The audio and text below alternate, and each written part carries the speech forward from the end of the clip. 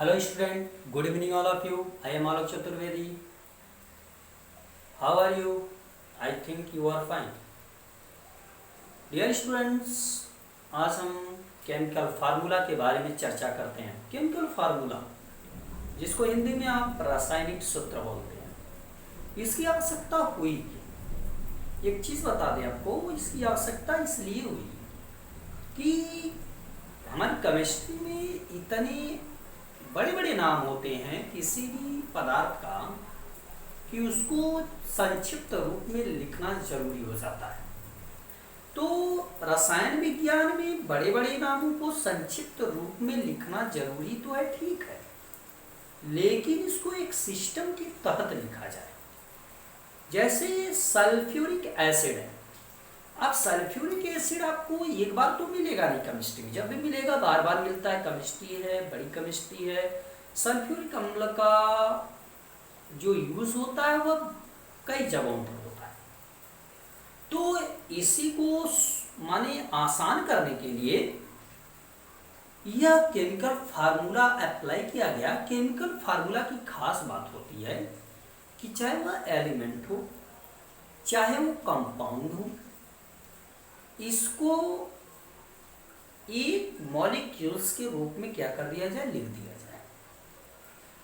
तो chemical formula क्या करता है, किसी भी कंपाउंड या किसी भी मिक्सचर कि एक मॉलिक्यूल्स को अगर रिप्रेजेंट करना हो और उसे आप संक्षिप्त रूप में लिख करके स्पष्टतः बता दे रहे हैं, तो वही केमिकल फार्मूला होता है। जैसे कुछ एग्जाम्पल्स हम देते हैं। अब आपसे कह दिया गया, हमने कहा केमिकल फार्मूला के बारे में बात कर रहे थे। अब आपसे कह दिया गया कि यह केमिकल फार्मूला ऐसे H2SO4 है। आपको पता है यह सल्फ्यूरिक क्या है, एसिड, ठीक, सल्फ्यूरिक एसिड है। अब इस सल्फ्यूरिक एसिड यह बता रहा है कि इसमें 2 हाइड्रोजन के एटम हैं, 1 सल्फर का एटम है और 4 ऑक्सीजन के एटम है। यह चीज बताता है, फार्मूला यही बताता है कि किसी भी कंपाउंड में कितने कितने एटम्स जो होते हैं एलिमेंट के मिले होते हैं, यही हमको केमिकल फार्मूला बताता है। लेकिन यह एक तरह से नहीं होता।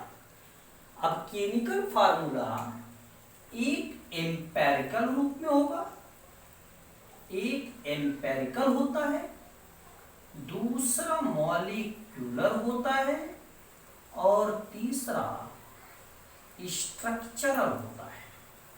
हमने बोला यह केमिकल फार्मूला आपका 3 टाइप का होता है। एम्पेरिकल फार्मूला होता है भैया, मॉलिक्यूलर फार्मूला होता है, स्ट्रक्चरल फार्मूला होता है, जिसको आप कहते हैं सरलतम सूत्र, मूलानुपाती सूत्र। यह है आणविक सूत्र, जिसको आप अणुसूत्र भी कह सकते हैं, और तीसरा होता है संरचनात्मक सूत्र।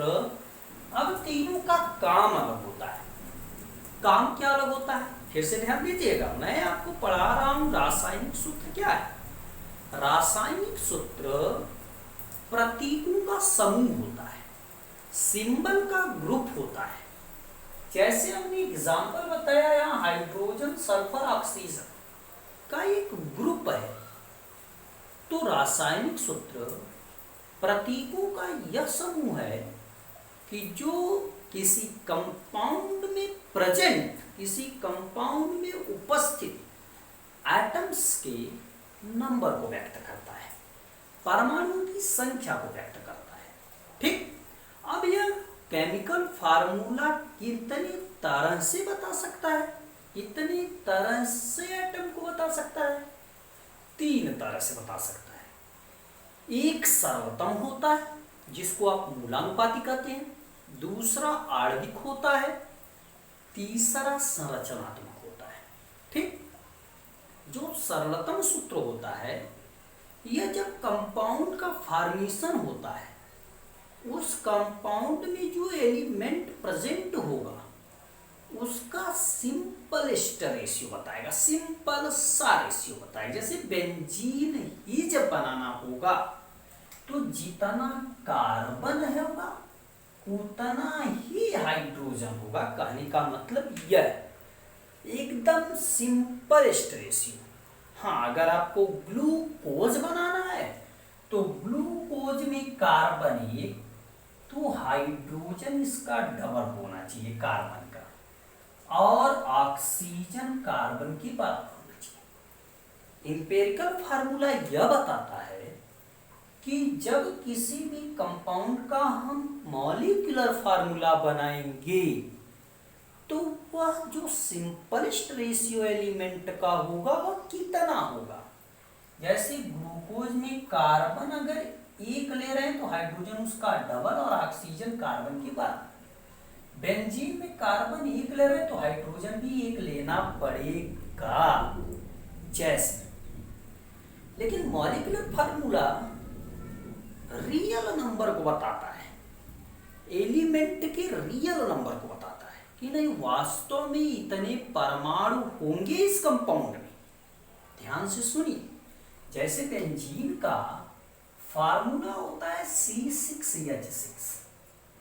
अब यह बता रहा है मॉलिक्यूलर फार्मूला कि कार्बन 6 होगा, हाइड्रोजन 6 होगा, और इसका सिंपलेस्ट रेशियो मैंने कितना होता था C है, मैंने 6 से कैंसिल हो गया, 1:1 आ गया, बराबर है ना। कार्बन 6 तो हाइड्रोजन 6। ग्लूकोज की बात कर ले, ग्लूकोज का मॉलिक्यूलर फार्मूला C6H12O6 होता है। अब चेक कर लीजिए, 6 1 जा 6, 6 2 जा 12, 6 1 जा 6, माने 1 2 1, 1 2 1। आई बात समझ में? तो यह तो मॉलिक्यूलर फार्मूला है, यह भी मॉलिक्यूलर फार्मूला है, यह दोनों इंपेरिकल फार्मूला है। माने मॉलिक्यूलर फार्मूला किसी कंपाउंड में उपस्थित एटम के रियल नंबर को, वास्तविक संख्या का बोध कराता है। जैसे यहाँ ग्लूकोज में कार्बन के 6 एटम, हाइड्रोजन के 12 एटम, ऑक्सीजन के 6 एटम है। आई बात समझ? हाँ, अब बेंजीन की बात करें, बेंजीन के 6 एटम कार्बन के और हाइड्रोजन के भी 6 एटम होंगे, और यही बात इंपेरिकल फार्मूला सिंपलेस्ट रेशियो बताता है। दोनों में यही अंतर होता है। आई बात समझे? माने किसी कंपाउंड का इंपेरिकल फार्मूला उसमें उपस्थित एलिमेंट के सिंपलेस्ट रेशियो को बताता है, जबकि मॉलिक्यूलर फार्मूला किसी कंपाउंड में प्रेजेंट जो एलिमेंट है कितनी संख्या में होंगे वह यह बताएगा। ओके, अब तब लास्ट बात आ गई, स्ट्रक्चरल फार्मूला क्या करता है। जैसे सपोज दैट स्ट्रक्चरल फार्मूला मैं इसी का बना दे रहा हूँ, बेंजीन का ही बना दे रहा हूँ। अब ये स्ट्रक्चरल फार्मूला जो कंपाउंड में एटम होता है उसके अरेंजमेंट को बताता है कि कार्बन 6 ऐसे अरेंज किया जाएगा, जो 6 कार्बन है उसको ऐसे अरेंज करेंगे, ठीक। जो हाइड्रोजन 6 है वह ऐसे अरेंज करेंगे, और हमेशा अल्टरनेट डबल बॉन्ड होगा। यह होता है कहने का मतलब। जैसे मैंने कह दिया, सपोज दैट कि वाटर है, वाटर H2O है, तो H2O है तो इसका एम्पिरिकल फार्मूला भी यही है, इसका मॉलिक्यूलर फार्मूला भी यही है, क्योंकि इसका सिंपलेस्ट रेशियो और तो छोटा होगा नहीं, 2:1 ही दिख रहा है हाइड्रोजन ऑक्सीजन का रेशियो। अब 2:1 से क्या छोटा बनाएंगे भाई? कुछ बनेगा? नहीं बनेगा। माने 1 अगर एक O जो है एक, तो हाइड्रोजन उसका डबल। आई ना समझ में? जैसे मैंने कह दिया, इसका अरेंजमेंट अगर करते हैं, ऑक्सीजन दोनों हाइड्रोजन। अब यह क्या कर रहा है? यह एटम के अरेंजमेंट को बता रहा है स्ट्रक्चरल फार्मूला कंपाउंड में प्रेजेंट एलिमेंट के अरेंजमेंट को बताता है। ठीक, फिर सुनिए, केमिकल फार्मूला क्या होता है? केमिकल फार्मूला सिंबल का वह ग्रुप होता है जो उसमें उपस्थित, उसमें प्रेजेंट एटम्स के नंबर को व्यक्त करता है। हमने कहा यह 3 टाइप का, सरलतम, आणविक और संरचनात्मक, जिसको आप इंपेरिकल, मॉलिक्यूलर और क्या कहेंगे, स्ट्रक्चरल। ठीक, इंपेरिकल माने सरल पूर्णांक का अनुपात, मॉलिक्यूलर माने उसमें वास्तविक रूप में कितने एटम होंगे उसको, और स्ट्रक्चरल माने उसके अरेंजमेंट, उसका अरेंजमेंट कैसा होगा एटम का, उसको रिप्रेजेंट करेगा। तो डियर स्टूडेंट, आने वाला जो नेक्स्ट वीडियो रहेगा बहुत इम्पोर्टेंट रहेगा। वजह यह होगा उसमें आपको कैसे फाइंड करते हैं इंपेरिकल फार्मूला, उसका हम आपको फार्मूला लिखवाएंगे और निकालने के लिए सिखाएंगे कि अगर आपको इंपेरिकल फार्मूला पता हो और मॉलिक्यूलर वेट पता हो तो कैसे आप मॉलिक्यूलर फार्मूला फाइंड करेंगे। इस पर चर्चा नेक्स्ट वीडियो में करेंगे। बहुत ही इम्पोर्टेंट टॉपिक होगी, जुड़े रहिए चैनल से, क्योंकि आने वाला वीडियो और ही अधिक महत्वपूर्ण होगा। अपने स्वास्थ्य का ख्याल रखिए, परिवार का ख्याल रखिए, सोशल डिस्टेंसिंग, जिसको आप ग्रामीण भाषा में 2 गज की दूरी कहते हैं, उसको बना करके रखिए।